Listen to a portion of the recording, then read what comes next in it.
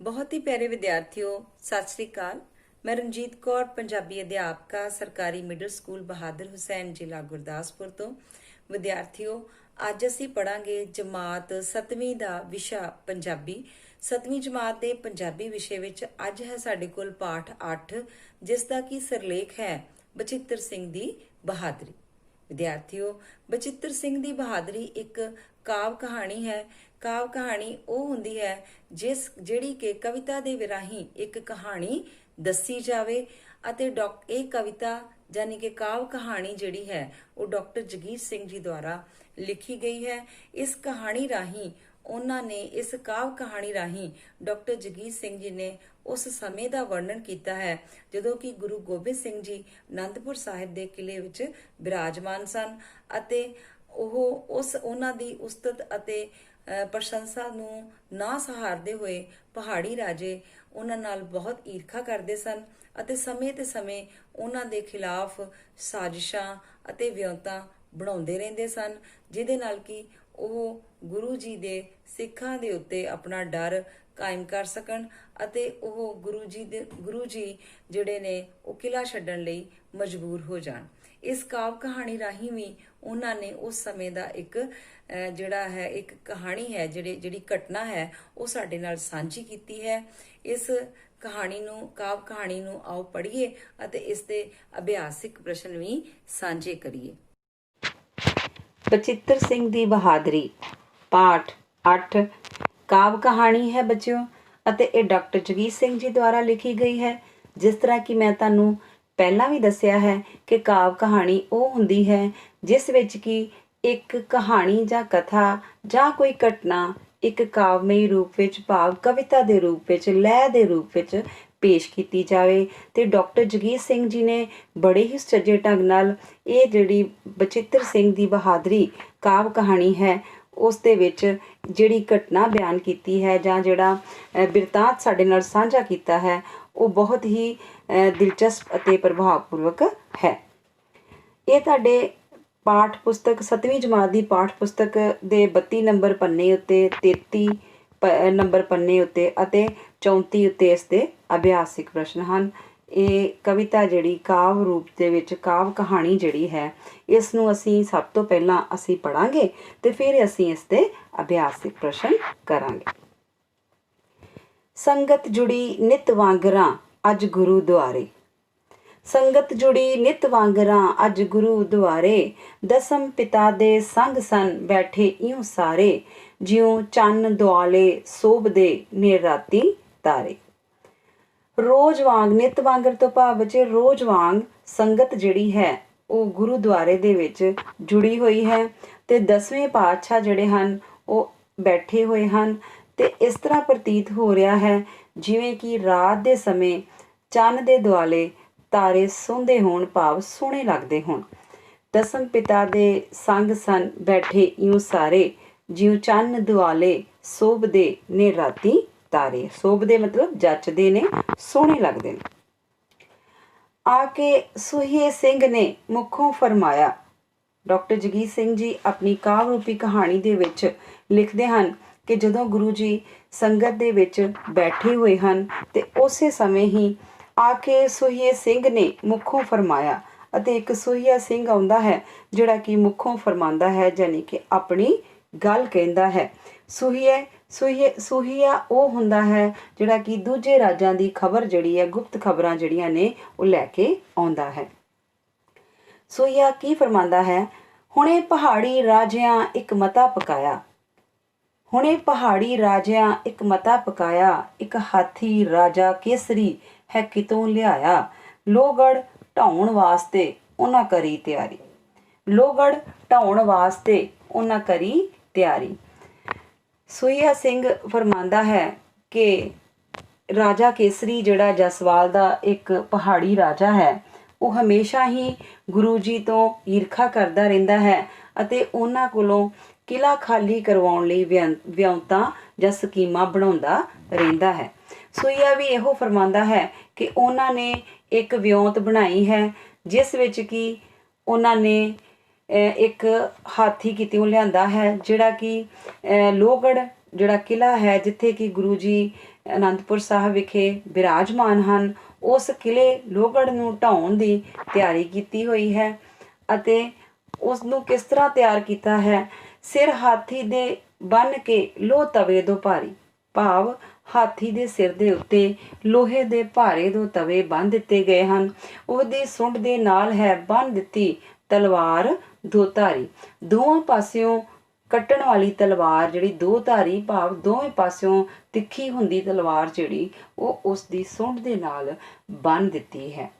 ਮਸਤ ਕਰਨ ਲਈ ਉਸ ਨੂੰ ਹੈ ਸੁਰਾ ਪਿਆਈ, ਉਸ ਨੂੰ ਮਸਤ ਕਰਨ ਲਈ, ਮਦਹੋਸ਼ ਕਰਨ ਲਈ ਹੈ ਉਸ ਨੂੰ ਸੁਰਾ ਤੋਂ ਭਾਵ ਵਜੋਂ ਸ਼ਰਾਬ ਪਿਆਈ।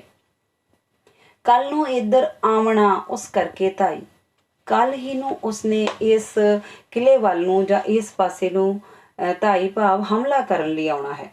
ਇੱਦਾਂ ਕਹਿ ਕੇ ਸਿੰਘ ਨੇ ਸੀ ਗੱਲ ਮੁਕਾਈ। ਤੇ ਇਹ ਜਿਹੜੀ ਸਾਰੀ ਗੱਲ ਦੱਸ ਕੇ ਸਿੰਘ ਨੇ ਆਪਣੀ ਗੱਲ ਮੁਕਾ ਦਿੱਤੀ। ਸੋ ਬੱਚਿਓ ਦੇਖੋ ਕਿਸ ਤਰ੍ਹਾਂ ਪਹਾੜੀ ਰਾਜਿਆਂ ਨੇ ਵਿਉਂਤ ਬਣਾਈ, ਕਿਸ ਤਰ੍ਹਾਂ ਉਹਨਾਂ ਨੇ ਕਿਤੇੋਂ ਹਾਥੀ ਲਿਆਂਦਾ।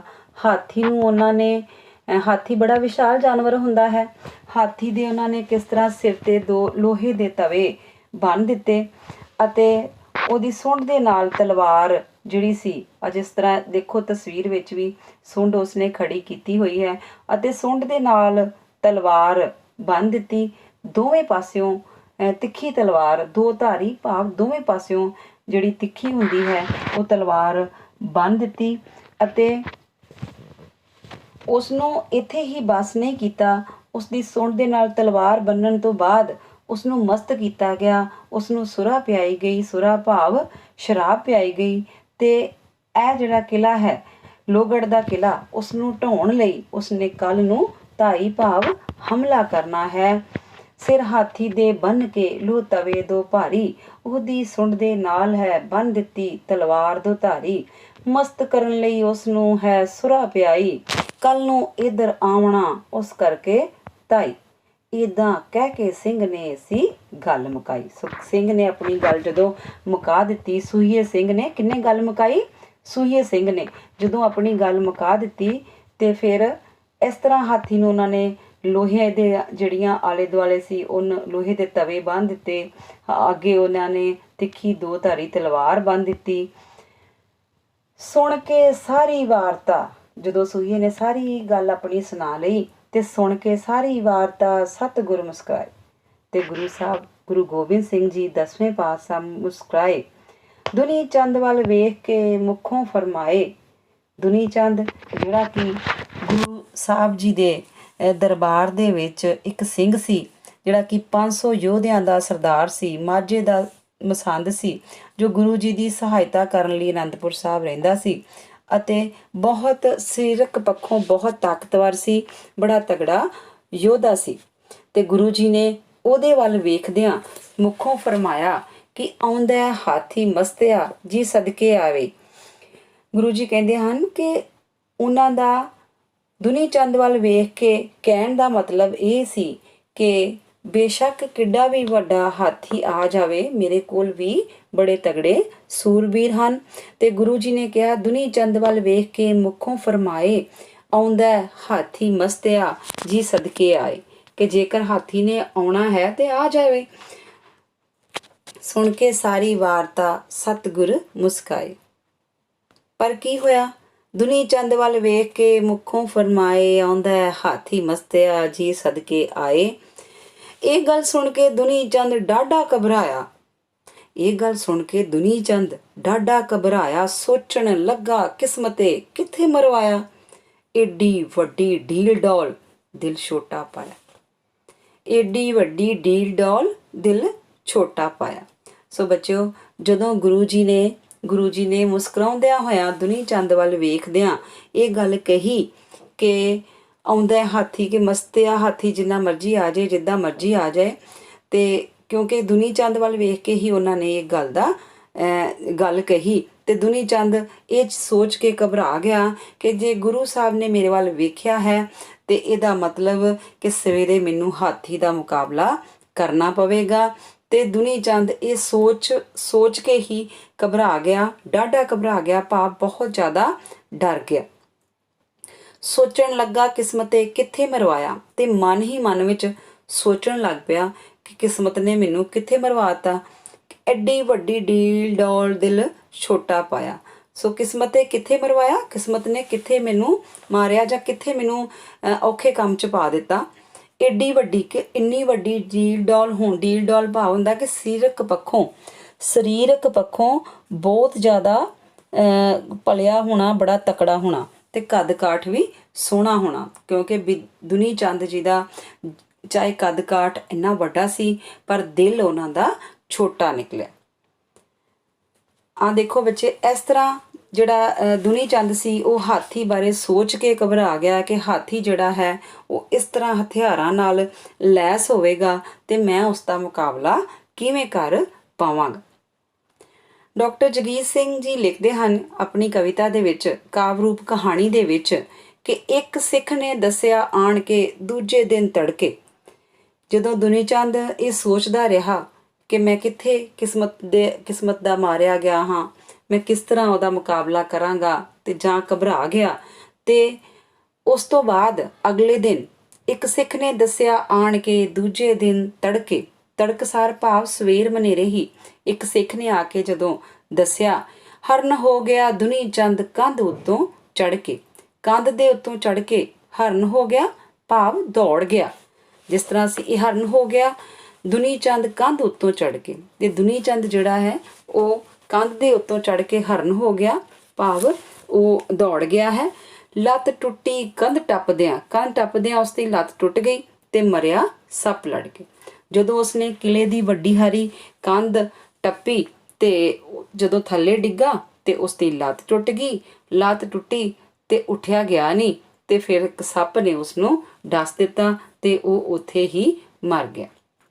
ਅਗਲੇ ਦਿਨ ਸਿੰਘ ਨੇ ਆ ਕੇ ਦੱਸਿਆ ਕਿ ਤੜਕਸਾਰ ਭਾਵ ਸਵੇਰੇ ਸਵੇਰੇ ਅਤੇ ਜਦੋਂ ਹਰਨ ਹੋ ਜਾਣਾ, ਦੌੜ ਜਾਣਾ, ਭੱਜ ਜਾਣਾ, ਤੇ ਉਸਨੇ ਜਦੋਂ ਆ ਕੇ ਦੱਸਿਆ ਕਿ ਇਸ ਤਰ੍ਹਾਂ ਜਿਹੜਾ ਦੁਨੀ ਚੰਦ ਸੀ ਘਬਰਾਹਟ ਦੇ ਵਿੱਚ ਜਦੋਂ ਉਸਨੇ ਕਿਲੇ ਦੀ ਕੰਧ ਟੱਪੀ ਉਸ ਦੀ ਲੱਤ ਟੁੱਟ ਗਈ।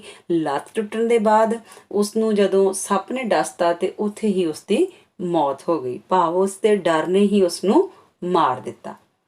ਜਦੋਂ ਗੁਰੂ ਜੀ ਨੂੰ ਇਹ ਸਭ ਦਾ ਪਤਾ ਲੱਗਾ ਤੇ ਗੁਰੂ ਜੀ ਫੇਰ ਹੱਸ ਕੇ ਬੋਲੇ, ਸਤਿਗੁਰੂ ਤੱਕ ਚਾਰ ਚੁਫੇਰਾ। ਫਿਰ ਉਸੇ ਤਰ੍ਹਾਂ ਹੀ ਸਤਿਗੁਰੂ ਮੁਸਕਰਾ ਕੇ ਬੋਲੇ ਕਿ ਹਾਥੀ ਵਿੱਚ ਸਰੀਰ ਦੇ ਹੈ ਜ਼ੋਰ ਬਥੇਰਾ, ਕਿ ਹਾਥੀ ਜਿਹੜਾ ਹੈ ਬੇਸ਼ੱਕ ਸਰੀਰਕ ਤੌਰ ਤੇ ਬਹੁਤ ਜ਼ੋਰਵਾਰ ਹੁੰਦਾ ਹੈ, ਬਹੁਤ ਤਾਕਤਵਰ ਹੁੰਦਾ ਹੈ, ਸ਼ੇਰ ਨਾਲੋਂ ਪਰ ਘੱਟ ਹੈ ਉਹਦੇ ਵਿੱਚ ਜੇਰਾ। ਪਰ ਜਿਹੜਾ ਸ਼ੇਰ ਹੈ ਉਸ ਤੋਂ ਜੇਰਾ ਭਾਵ ਦਲੇਰੀ ਕਿਤੇ ਘੱਟ ਹੁੰਦੀ ਹੈ ਹਾਥੀ ਦੇ ਵਿੱਚ। ਹੱਸ ਕੇ ਬੋਲੇ ਸਤਿਗੁਰੂ ਤੱਕ ਚਾਰ ਚਫੇਰਾ, ਹਾਥੀ ਵਿੱਚ ਸਰੀਰ ਦੇ ਹੈ ਜ਼ੋਰ ਬਥੇਰਾ, ਪਰ ਸ਼ੇਰ ਨਾਲੋਂ ਪਰ ਘੱਟ ਹੈ ਉਹਦੇ ਵਿੱਚ ਜੇਰਾ। ਸ਼ੇਰ ਨਾਲੋਂ ਪਰ ਘੱਟ ਹੈ ਉਹਦੇ ਵਿੱਚ ਜੇਰਾ।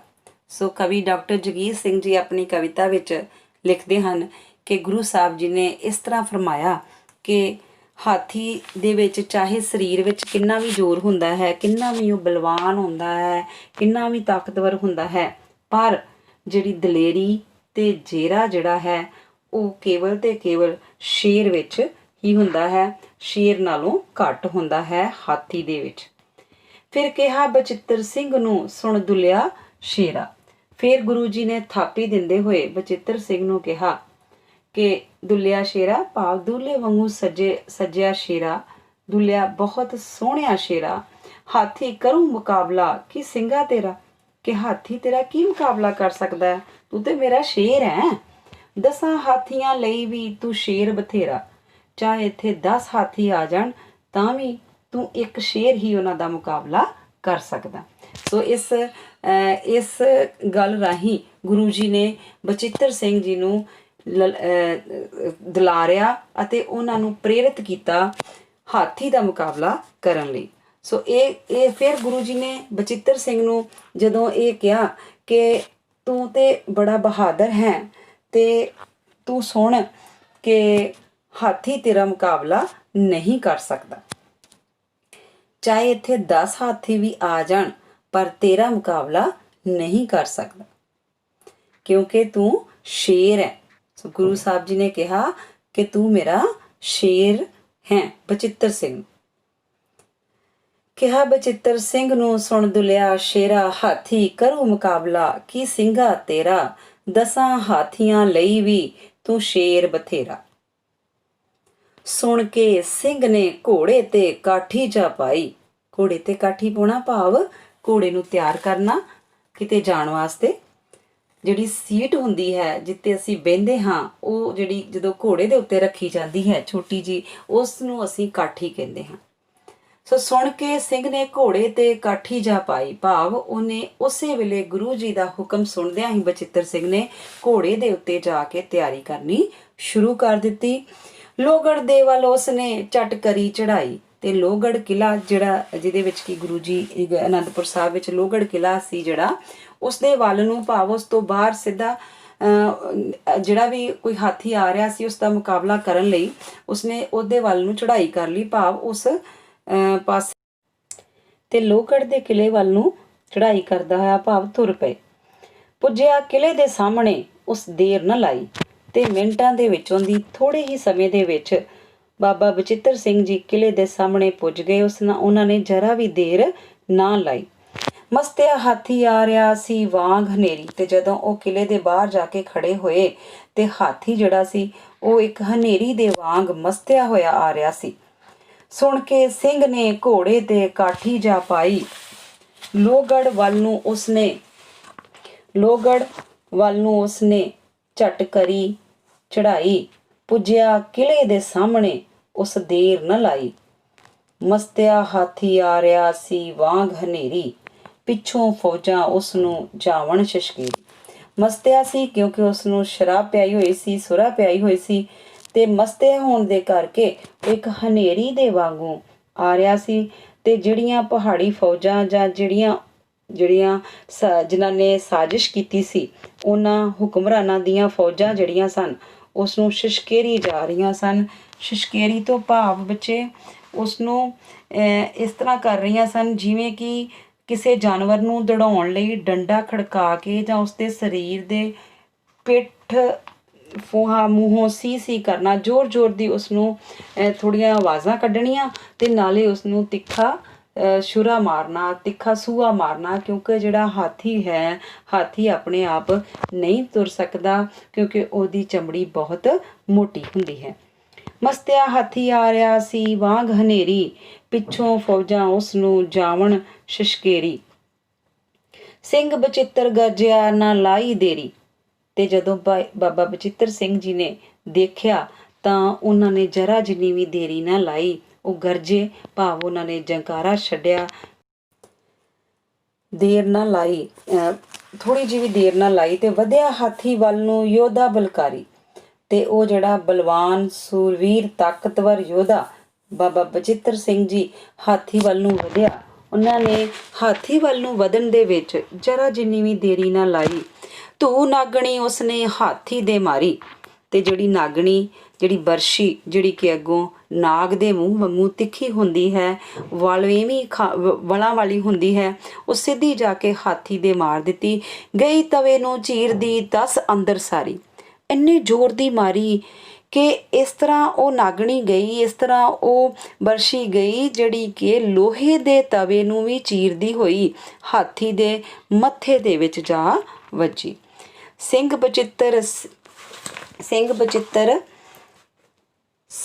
ਸਿੰਘ ਬਚਿੱਤਰ ਗਰਜਿਆ ਨਾ ਲਾਈ ਦੇਰੀ। ਵਧਿਆ ਹਾਥੀ ਵੱਲ ਨੂੰ ਯੋਧਾ ਬਲਕਾਰੀ। ਧੂ ਨਾਗਣੀ ਉਸਨੇ ਹਾਥੀ ਦੇ ਮਾਰੀ। ਗਈ ਤਵੇ ਨੂੰ ਚੀਰਦੀ 10 ਅੰਦਰ ਸਾਰੀ। ਇਸ ਤਰ੍ਹਾਂ ਜਿਸ ਤਰ੍ਹਾਂ ਕਿ ਆ ਤਸਵੀਰ ਵਿੱਚ ਨਾਗਣੀ ਜਿਹੜੀ ਲੋਹੇ ਦੇ ਤਵੇ ਨੂੰ ਚੀਰਦੀ ਹੋਈ ਸਿੱਧੀ ਹਾਥੀ ਦੇ ਮੱਥੇ ਦੇ ਵਿੱਚ ਵੱਜੀ ਅਤੇ ਹਾਥੀ ਲਹੂ ਲੁਹਾਨ ਹੋ ਗਿਆ। ਧੂ ਨਾਗਣੀ ਉਸਨੇ ਹਾਥੀ ਦੇ ਮਾਰੀ। ਗਈ ਤਵੇ ਨੂੰ ਚੀਰਦੀ 10 ਅੰਦਰ ਸਾਰੀ। ਹਾਥੀ ਭੱਜਿਆ ਚੀਕਦਾ ਖਾ ਫੱਟ ਕਰਾਰਾ। ਤੇ ਜਦੋਂ ਇੰਨੀ ਜ਼ੋਰ ਦੀ ਨਾਗਣੀ ਉਹਦੇ ਮੱਥੇ ਦੇ ਵਿੱਚ ਵੱਜੀ ਤੇ ਹਾਥੀ ਜਿਹੜਾ ਸੀ ਉਹ ਕਰਾਰਾ ਫੱਟ, ਡੂੰਘਾ ਫੱਟ ਖਾਂਦਾ ਹੋਇਆ ਭੱਜਿਆ, ਚੀਕਦਾ ਹੋਇਆ ਪਿਛਾਂ ਨੂੰ ਭੱਜਿਆ। ਇੱਕੋ ਵਾਰ ਹੀ ਸਿੰਘ ਦਾ ਕਰ ਗਿਆ ਨਤਾਰਾ। ਤੇ ਇੱਕੋ ਵਾਰ ਦੇ ਵਿੱਚ ਹੀ ਸਿੰਘ ਨੇ ਉਸ ਦਾ ਨਿਤਾਰਾ ਕਰ ਦਿੱਤਾ, ਭਾਵ ਉਸ ਦਾ ਪਾਰ ਉਤਾਰਾ ਕਰ ਦਿੱਤਾ। ਹਾਥੀ ਭੱਜਿਆ ਚੀਕਦਾ, ਖਾ ਫੱਟ ਕਰਾਰਾ, ਇੱਕੋ ਵਾਰ ਹੀ ਸਿੰਘ ਦਾ ਕਰ ਗਿਆ ਨਿਤਾਰਾ। ਭੱਜਿਆ ਰਣ ਚੋਂ ਕੇਸਰੀ ਲਸ਼ਕਰ ਵੀ ਸਾਰਾ, ਭੱਜਿਆ ਰਣ ਚੋਂ ਕੇਸਰੀ ਲਸ਼ਕਰ ਵੀ ਸਾਰਾ, ਕਿ ਜਿਹੜਾ ਕੇਸਰੀ ਰਾਜੇ ਦਾ ਲਸ਼ਕਰ ਸੀ ਨਾ, ਜਿਹੜੀ ਸੈਨਾ ਸੀ, ਉਹ ਵੀ ਲਸ਼ਕਰ ਤੋਂ ਭਾਵ ਬੱਚੇ ਹੁੰਦਾ ਸੈਨਾ, ਉਹ ਸੈਨਾ ਵੀ ਜਿਹੜੀ ਭੱਜ ਗਈ ਸਾਰੀ। ਸ਼ੇਰ ਬਚਿੱਤਰ ਸਿੰਘ ਨੇ ਸੀ ਰੱਖ ਵਿਖਾਈ, ਤੇ ਬਚਿੱਤਰ ਸਿੰਘ ਜੀ ਨੇ ਤੇ ਰੱਖ ਵਿਖਾਤੀ, ਗੁਰੂ ਜੀ ਦੇ ਕਹੇ ਹੋਏ ਬਚਨ ਪਕਾਤੇ। ਸਿੰਘ ਬਹਾਦਰ ਹੋਣ ਦਾ ਇਹ ਅਸਲ ਸੱਚਾਈ, ਸਿੰਘ ਸੂਰਮੇ ਕਦੇ ਨਾ ਰਣ ਪਿੱਠ ਵਿਖਾਈ। ਸਿੰਘ ਬਹਾਦਰ ਹੋਣ ਦਾ ਇਹ ਅਸਲ ਸੱਚਾਈ, ਸਿੰਘ ਸੂਰਮੇ ਕਦੇ ਨਾ ਰਣ ਪਿੱਠ ਵਿਖਾਈ। ਸੋ ਇਹ ਸੀ ਕਾਵ ਕਹਾਣੀ ਡਾਕਟਰ ਜਗੀਰ ਸਿੰਘ ਜੀ ਦੁਆਰਾ ਲਿਖੀ ਗਈ ਬਚਿੱਤਰ ਸਿੰਘ ਜੀ ਦੀ ਬਹਾਦਰੀ। ਬਚਿੱਤਰ ਸਿੰਘ ਦੀ ਬਹਾਦਰੀ ਦੇ ਅਭਿਆਸਿਕ ਪ੍ਰਸ਼ਨ ਵੀ ਬੱਚਿਓ ਅਸੀਂ ਸਾਂਝੇ ਕਰਨੇ ਹਨ, ਪਰ ਇੱਕ ਗੱਲ ਜ਼ਰੂਰ ਹੈ ਕਿ ਤੁਸੀਂ ਇਸ ਕਵਿਤਾ ਨੂੰ ਯਾਦ ਕਰਨਾ ਹੈ, ਜ਼ੁਬਾਨੀ ਯਾਦ ਕਰਨਾ ਹੈ, ਤੇ ਇਹਦੇ ਔਖੇ ਸ਼ਬਦ ਜਿਹੜੇ ਤੁਹਾਨੂੰ ਕੋਈ ਹੋਰ ਵੀ ਲੱਗਦੇ ਹਨ ਉਹਨਾਂ ਨੂੰ ਜ਼ਰੂਰ ਲਿਖਣਾ ਹੈ ਤੇ ਆਪਣੇ ਅਧਿਆਪਕ ਨੂੰ ਜਾਂ ਮੇਰੇ ਕੋਲ ਪੁੱਛ ਲੈਣੇ ਹਨ, ਤੇ ਉਹਨਾਂ ਨੂੰ ਲੱਭਣਾ ਹੈ, ਉਹਨਾਂ ਦੇ ਅਰਥ ਲੱਭਣੇ ਹਨ। ਪ੍ਰਸ਼ਨ 8 ਅਭਿਆਸ ਦਾ ਪ੍ਰਸ਼ਨ ਊੜਾ, ਦਸਮ ਪਿਤਾ ਦੇ ਦੁਆਲੇ ਬੈਠੀ ਸੰਗਤ ਕਿਵੇਂ ਲੱਗ ਰਹੀ ਸੀ? ਉੱਤਰ, ਦਸਮ ਪਿਤਾ ਦੇ ਦੁਆਲੇ ਬੈਠੀ ਸੰਗਤ ਇਵੇਂ ਲੱਗ ਰਹੀ ਸੀ ਜਿਵੇਂ ਕਿ ਚੰਨ ਦੇ ਦੁਆਲੇ ਤਾਰੇ ਹੁੰਦੇ ਹਨ। ਐੜਾ, ਸੂਹੀਏ ਨੇ ਪਹਾੜੀ ਰਾਜਿਆਂ ਦੇ ਪਕਾਏ ਮਤੇ ਬਾਰੇ ਕੀ ਦੱਸਿਆ? ਸੂਹੀਏ ਨੇ ਦੱਸਿਆ ਕਿ ਪਹਾੜੀ ਰਾਜਿਆਂ ਨੇ ਲੋਹਗੜ੍ਹ ਦੇ ਕਿਲੇ ਨੂੰ ਇੱਕ ਹਾਥੀ ਦੁਆਰਾ ਢਾਉਣ ਦਾ ਮਤਾ ਪਕਾਇਆ ਹੈ। ਪ੍ਰਸ਼ਨ ਈੜੀ, ਸੂਹੀਏ ਦੀ ਵਾਰਤਾ ਸੁਣ ਕੇ ਗੁਰੂ ਜੀ ਨੇ ਕੀ ਕਿਹਾ? ਸੂਹੀਏ ਦੀ ਵਾਰਤਾ ਸੁਣ ਕੇ ਗੁਰੂ ਜੀ ਨੇ ਦੁਨੀ ਚੰਦ ਵੱਲ ਵੇਖ ਕੇ ਮੁਸਕਰਾਏ ਅਤੇ ਕਿਹਾ ਕਿ ਮਸਤੇ ਹਾਥੀ ਨੂੰ ਜੀਵ ਸਦਕੇ ਆਉਣ ਦਿਓ। ਅਗਲਾ ਪ੍ਰਸ਼ਨ ਹੈ ਬੱਚਿਓ ਸੱਸਾ, ਦੁਨੀ ਚੰਦ ਬਾਰੇ ਸਿੱਖ ਨੇ ਗੁਰੂ ਜੀ ਨੂੰ ਕੀ ਦੱਸਿਆ? ਦੱਸਿਆ ਕਿ ਸਿੱਖ ਨੇ ਆ ਕੇ ਦੱਸਿਆ ਕਿ ਉਸਨੇ ਕੰਧ ਟੱਪੀ, ਦੁਨੀ ਚੰਦ ਡਰ ਗਿਆ ਤੇ ਉਸਨੇ ਕੰਧ ਟੱਪ ਕੇ ਭੱਜਿਆ, ਜਦੋਂ ਤੇ ਉਹਦੀ ਲੱਤ ਟੁੱਟ ਗਈ। ਲੱਤ ਟੁੱਟਣ ਦੇ ਨਾਲ ਹੀ ਲਾਗੇ ਸੱਪ ਸੀ ਤੇ ਸੱਪ ਦੇ ਲੜਨ ਨਾਲ ਉਸਦੀ ਮੌਤ ਹੋ ਗਈ। ਪ੍ਰਸ਼ਨ ਹਾਹਾ, ਗੁਰੂ ਜੀ ਨੇ ਬਚਿੱਤਰ ਸਿੰਘ ਨੂੰ ਕੀ ਕਿਹਾ? ਗੁਰੂ ਜੀ ਨੇ ਬਚਿੱਤਰ ਸਿੰਘ ਨੂੰ ਕਿਹਾ ਕਿ 10 ਹਾਥੀਆਂ ਲਈ ਵੀ ਤੂੰ ਇਕੱਲਾ ਸ਼ੇਰ ਹੀ ਕਾਫੀ ਹੈ। ਪ੍ਰਸ਼ਨ ਸੱਸਾ, ਬਚਿੱਤਰ ਸਿੰਘ ਨੇ ਰਾਜਾ ਕੇਸਰੀ ਤੇ ਉਸਦੇ ਲਸ਼ਕਰ ਨੂੰ ਰਣ ਵਿੱਚੋਂ ਕਿਵੇਂ ਭਜਾਇਆ? ਬਚਿੱਤਰ ਸਿੰਘ ਨੇ ਮਸਤੇ ਹਾਥੀ ਦੇ ਮੱਥੇ ਤੇ ਬਰਸ਼ੀ ਨਾਲ ਵਾਰ ਕੀਤਾ ਤੇ ਹਾਥੀ ਜ਼ਖਮੀ ਹੋ ਕੇ ਚੀਕਦਾ ਹੋਇਆ ਭੱਜ ਗਿਆ। ਇਹ ਦੇਖ ਕੇ ਰਾਜਾ ਕੇਸਰੀ ਤੇ ਉਸਦਾ ਲਸ਼ਕਰ ਵੀ ਭੱਜ ਗਿਆ। ਹੁਣ ਬੱਚੇ ਔਖੇ ਸ਼ਬਦ ਹਨ। ਔਖੇ ਸ਼ਬਦਾਂ ਦੇ ਅਰਥ ਸੋਭਦੇ, ਸੋਹਣੇ ਲੱਗਦੇ, ਜੱਚਦੇ, ਫਰਮਾਇਆ, ਹੁਕਮ ਦਿੱਤਾ, ਆਖਿਆ, ਲੋਹ ਤਵੇ, ਲੋਹੇ ਦੇ ਬਣੇ ਭਾਰੀ ਤਵੇ, ਸੁਰਾ, ਸ਼ਰਾਬ, ਧਾਈ, ਚੜ੍ਹਾਈ ਕਰਨੀ, ਵਾਰਤਾ, ਕਹਾਣੀ, ਮੁਸਕਾਏ, ਮੁਸਕਰਾਏ, ਹੱਸੇ, ਜੇਰਾ, ਹਿੰਮਤ, ਹੌਸਲਾ, ਸ਼ਿਸ਼ਕੇਰੀ, ਹੱਲਾਸ਼ੇਰੀ ਦੇ ਕੇ ਮਗਰ ਪਾਉਣਾ, ਬਲਕਾਰੀ, ਤਾਕਤਵਰ, ਫੱਟ, ਜ਼ਖਮ, ਲਸ਼ਕਰ, ਫੌਜ, ਰਣ, ਮੈਦਾਨ। ਇਸੇ ਤਰ੍ਹਾਂ ਹੀ ਤੀਸਰਾ ਪ੍ਰਸ਼ਨ ਹੈ, ਹੇਠ ਲਿਖੇ ਸ਼ਬਦਾਂ ਨੂੰ ਵਾਕਾਂ ਵਿੱਚ ਲਿਖੋ। ਪਹਿਲਾ ਬੇਟਾ ਇਹ ਸਾਰੇ ਮੁਹਾਵਰੇ ਨੇ ਤੇ ਮੁਹਾਵਰਿਆਂ ਨੂੰ ਜਦੋਂ ਅਸੀਂ ਵਾਕਾਂ 'ਚ ਵਰਤਦੇ ਹਾਂ ਅਸੀਂ ਸ਼ਬਦ ਵੀ ਕਹਿ ਲੈਂਦੇ ਹਾਂ, ਪਰ ਇਹ ਸਾਰੇ ਜਿੰਨੇ ਵੀ 6 ਦੇ 6 ਹਨ ਇਹ ਮੁਹਾਵਰੇ ਰੂਪ 'ਚ ਵੀ ਵਰਤੇ ਜਾ ਸਕਦੇ ਹਨ। ਆਮ ਤੌਰ 'ਤੇ ਤੁਹਾਨੂੰ ਸ਼ਬਦ ਆਉਂਦੇ ਹਨ ਪਰ ਇਹਨਾਂ ਨੂੰ ਅਸੀਂ ਇਹ ਸਾਰੇ ਮੁਹਾਵਰੇ ਹਨ। ਮਤਾ ਪਕਾਉਣਾ, ਮਤਾ ਪਕਾਉਣ ਤੋਂ ਭਾਵ ਹੈ ਕੋਈ ਇਕੱਠੇ ਬਹਿ ਕੇ ਸਲਾਹ ਕਰਨੀ ਕਿ ਪਹਾੜੀ ਰਾਜਿਆਂ ਨੇ ਕਿਲੇ ਨੂੰ ਢਾਉਣ ਦਾ ਮਤਾ ਪਕਾਇਆ ਹੈ। ਹਰਨ ਹੋਣਾ, ਦੌੜ ਜਾਣਾ। ਹਰਨ ਹੋਣਾ ਦਾ ਅਰਥ ਹੈ ਦੌੜ ਜਾਣਾ, ਸਿਪਾਹੀ ਨੂੰ ਦੇਖ ਕੇ ਹੀ ਚੋਰ ਹਰਨ ਹੋ ਗਿਆ। ਚੜ੍ਹਾਈ ਕਰਨਾ, ਹਮਲਾ ਕਰਨਾ। ਪਹਾੜੀ ਰਾਜਿਆਂ ਨੇ ਲੋਹਗੜ੍ਹ ਤੇ ਚੜ੍ਹਾਈ ਕਰ ਦਿੱਤੀ। ਚੌਥਾ ਹੈ ਨਿਤਾਰਾ ਕਰਨਾ। ਨਿਤਾਰਾ ਕਰਨਾ ਕਿ ਇੱਕੋ ਵਾਰ ਹੀ ਸਿੰਘ ਦਾ ਕਰ ਗਿਆ। ਨਿਤਾਰਾ ਵਿੱਚ 17 ਆਉਂਦੀਆਂ ਹਨ। ਸੱਚ ਝੂਠ ਜਾਂ ਅਸਲ ਨਕਲ ਦਾ ਨਿਤਾਰਾ ਕਰਨਾ ਜਾਂ ਆਰ ਪਾਰ ਗੱਲ ਕਰਨੀ। ਬਚਿੱਤਰ ਸਿੰਘ ਦੇ ਇੱਕ ਵਾਰ ਨੇ ਹੀ ਹਾਥੀ ਦਾ ਨਿਤਾਰਾ ਕਰ ਦਿੱਤਾ। ਰੱਖ ਵਿਖਾਉਣਾ, ਰੱਖ ਵਿਖਾਉਣਾ ਕਹੇ ਹੋਏ ਬਚਨ ਨੂੰ ਪਗਾਉਣਾ, ਇੱਜ਼ਤ ਰੱਖਣੀ। ਬਚਿੱਤਰ ਸਿੰਘ ਨੇ ਆਪਣੇ ਗੁਰੂ ਜੀ ਦੀ ਰੱਖ ਵਿਖਾਈ। ਪਿੱਠ ਵਿਖਾਉਣਾ ਜਾਂ ਲੜਾਈ ਵਿੱਚੋਂ ਦੌੜਨਾ। ਸੂਰਮੇ ਰਣ ਭੂਮੀ ਵਿੱਚੋਂ ਪਿੱਠ ਵਿਖਾਉਣਾ ਨਹੀਂ ਜਾਣਦੇ। ਸੂਰਮੇ ਰਣ ਭੂਮੀ ਵਿੱਚੋਂ ਪਿੱਠ ਵਿਖਾਉਣਾ ਨਹੀਂ ਜਾਣਦੇ। ਹੋਰ ਵੀ ਅਭਿਆਸਿਕ ਪ੍ਰਸ਼ਨ ਬਣਾ ਸਕਦੇ ਹੋ ਇਸ ਵਿੱਚ। ਕਵਿਤਾ ਦੀਆਂ ਸਤਰਾਂ ਵੀ, ਜੇਕਰ ਤੁਸੀਂ ਕਵਿਤਾ ਚੰਗੀ ਤਰ੍ਹਾਂ ਯਾਦ ਕਰੋਗੇ ਤੇ ਕਿਤਿਓਂ ਵੀ ਸਤਰਾਂ ਆ ਜਾਣਗੀਆਂ, ਤੁਸੀਂ ਉਹਨਾਂ ਨੂੰ ਪੂਰਨ ਕਰ ਸਕਦੇ ਹੋ। ਕਈ ਵਾਰੀ ਹੋਰ ਵੀ ਤਰ੍ਹਾਂ ਦੇ ਪ੍ਰਸ਼ਨ ਆ ਸਕਦੇ ਹਨ, ਜਿਸ ਤਰ੍ਹਾਂ ਇੱਕ ਪ੍ਰਸ਼ਨ ਦੇ ਕੇ ਤੇ ਉਹਨਾਂ ਨੂੰ ਵਿਕਲਪੀ ਪ੍ਰਸ਼ਨ ਵੀ ਆ ਸਕਦੇ ਹਨ। ਉਸ ਲਈ ਤੁਹਾਨੂੰ ਕਵਿਤਾ ਸਾਰੀ ਜ਼ੁਬਾਨੀ ਯਾਦ ਕਰਨੀ ਬਹੁਤ ਜ਼ਰੂਰੀ ਹੈ। ਉਸ ਨੂੰ ਯਾਦ ਕਰਨਾ ਹੈ, ਕਵਿਤਾ ਨੂੰ ਸਾਫ਼-ਸਾਫ਼ ਕਰਕੇ। ਸਾਰੇ ਅਭਿਆਸਿਕ ਪ੍ਰਸ਼ਨ ਆਪਣੀ ਪੱਕੀ ਕਾਪੀ ਤੇ ਲਿਖਣੇ ਹਨ। ਸੋ ਬੱਚਿਓ, ਇਹ ਸੀ ਕਹਾਣੀ ਬਚਿੱਤਰ ਸਿੰਘ ਦੀ ਬਹਾਦਰੀ। ਉਮੀਦ ਹੈ ਤੁਹਾਨੂੰ ਇਹ ਬੜੀ ਹੀ ਚੰਗੀ ਤਰ੍ਹਾਂ ਸਮਝ ਆ ਗਈ ਹੋਏਗੀ ਅਤੇ ਤੁਸੀਂ ਇਸ ਤੇ ਅਭਿਆਸਿਕ ਪ੍ਰਸ਼ਨ ਵੀ ਆਪਣੀ ਕਾਪੀ ਤੇ ਜਿਹੜੇ ਹਨ ਉਹ ਲਿਖੋਗੇ ਅਤੇ ਸਾਫ਼-ਸਾਫ਼ ਕਰਕੇ ਇਸ ਦੀ ਸੋਹਣੀ ਲਿਖਾਈ ਵੀ ਕਰੋਗੇ ਅਤੇ ਇਸ ਕਹਾਣੀ ਰਾਹੀਂ, ਕਾਵਿ ਕਹਾਣੀ ਰਾਹੀਂ ਜੋ ਤੁਸੀਂ ਸਿੱਖਿਆ ਉਸ ਨੂੰ ਆਪਣੀ ਜ਼ਿੰਦਗੀ ਵਿੱਚ ਲਾਗੂ ਵੀ ਕਰੋਗੇ ਕਿ ਕੋਈ ਵੀ ਮੁਸੀਬਤ ਜਿਹੜੀ ਹੈ ਜਾਂ ਕੋਈ ਵੀ ਮੁਸ਼ਕਲ ਹੈ ਉਹ ਇੰਨੀ ਵੱਡੀ ਨਹੀਂ ਹੁੰਦੀ ਜਿੰਨਾ ਕਿ ਮਨੁੱਖ ਉਸ ਤੋਂ ਡਰ ਜਾਂਦਾ ਹੈ। ਇਸ ਕਿਸੇ ਵੀ ਮੁਸੀਬਤ ਤੋਂ ਨਹੀਂ ਡਰਨਾ ਚਾਹੀਦਾ, ਬਲਕਿ ਉਸ ਦਾ ਸਾਹਮਣਾ ਕਰਨਾ ਚਾਹੀਦਾ ਹੈ। ਸਤਿ ਸ਼੍ਰੀ ਅਕਾਲ।